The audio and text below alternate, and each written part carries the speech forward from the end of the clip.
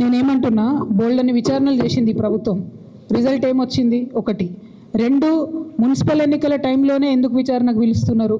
Municipal ఎన్నికల టైంలోనే ఎందుకు షో చేస్తున్నారు? ఇప్పుడు పబ్లిక్ అటెన్షన్ ఎందుకు డైవర్ట్ చేస్తున్నారు? ఎందుకంటే బీసీలు అడగొద్దు, 42% మాకు ఎందుకు ఇవ్వాలని అడగద్దు. హైదరాబాద్ మహానగరంలో చాలా నగరాలలో ఎంత రిజర్వేషన్ వచ్చింది? 31% వచ్చింది. కొన్ని చోట్ల 36 వచ్చింది, కొన్ని చోట్ల 37 వచ్చింది. అంటే 42 మాత్రం ఎక్కడా కూడా రాలేదు.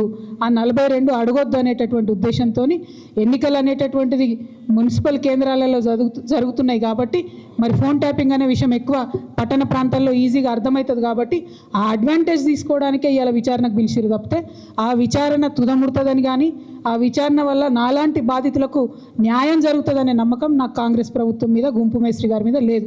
నేను 100% చెప్తున్నా, ఇది గుంపు మేస్త్రి గారు, గుంటనక్క గారు కలిసి బీసీ ప్రజలను మభ్యపెట్టడానికి ఆడుతున్నటువంటి నాటకం. Thank you. జై తెలంగాణ.